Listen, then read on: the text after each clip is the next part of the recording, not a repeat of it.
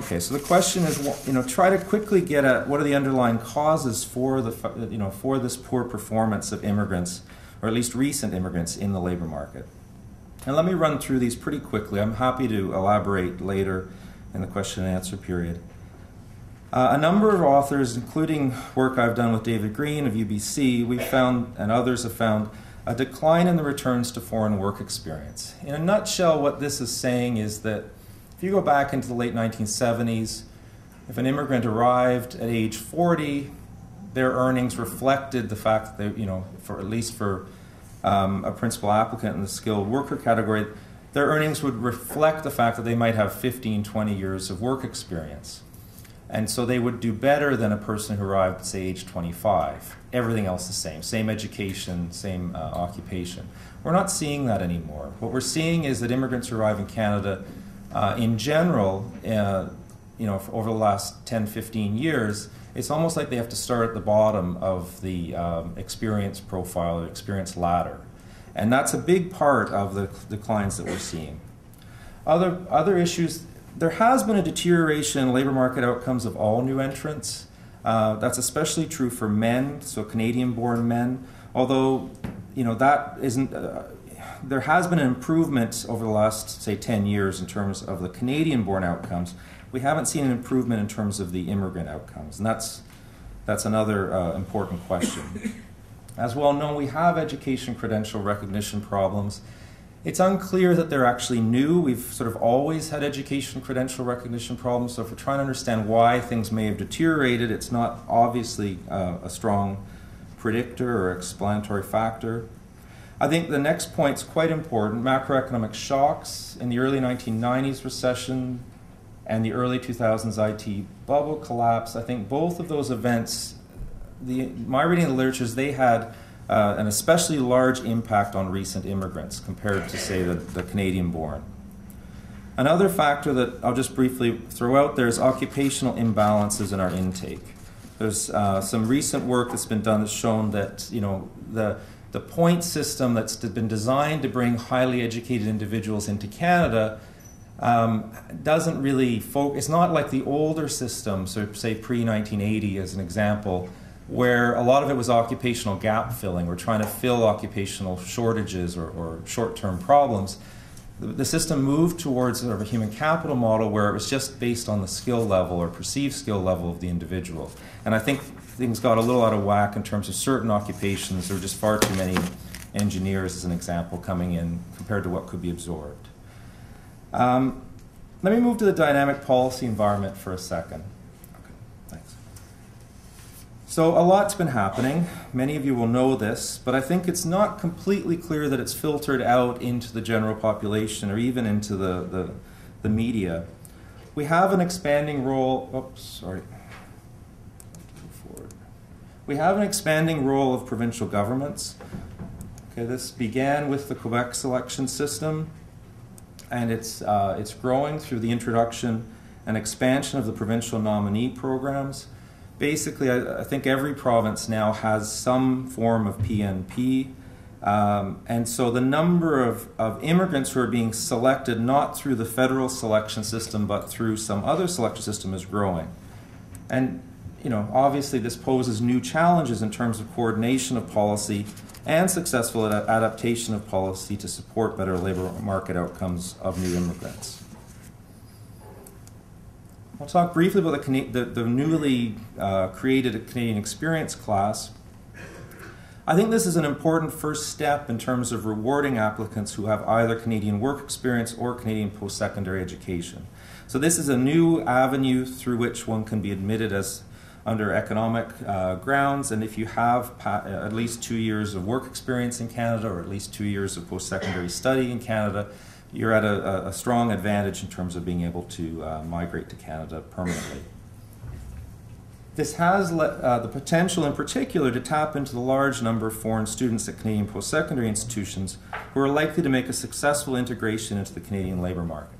So we're moving into a situation, and I think this is really, the Australians have really embraced this in a big way, starting probably 15 years ago.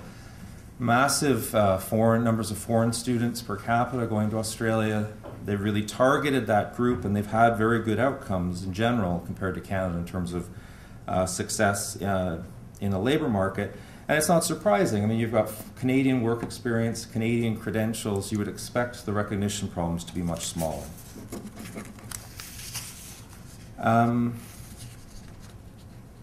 Okay, let's talk briefly about temporary foreign workers. I think this is also, I believe, not sort of floating under the radar of a lot of people in Canada. There has been a significant expansion of the temporary foreign worker programs. These programs have existed for a long time, but the number of people coming into Canada under them is growing at a pretty remarkable rate, I would say. And it's just a difficult problem to deal with. I mean, when do we have a situation that a job vacancy cannot be filled by a citizen or a permanent resident? Within an economic framework, it's a very difficult problem to address. And in sort of a trivial way, you know, the standard economic theory would say, well, it shouldn't happen, right? Wages should just adjust and labor should move. And so we don't have a good way of thinking about when this should happen, when it shouldn't. There's also, I think, a significant risk that this program could depress real wage growth by taking away opportunities for Canadian residents. Thanks. Okay, let me jump into the research questions. Some of them I've already alluded to, but I'm just going to run through them, and I may skip a few because I'm a little short on time. So the first one, what is the right balance for the selection of immigrants between human capital considerations, occupational shortages, and employer nomination? Historically, our system's been about filling occupational shortages. In the last 30 years, it's been about human capital considerations. And when you look at a lot of the provincial nominee programs, there's a shift back towards occupational shortage filling. And I think we haven't got the balance right, and it's not an easy issue to deal with. I've thrown out the question, how can we introduce occupational balance into our selection system without focusing entirely on filling occupational shortages, which may be impossible to predict and which may be short-lived? The prediction's quite important. Like, you know, I've seen recent studies that have said, oh, we took all these engineers and IT people right before the bubble burst.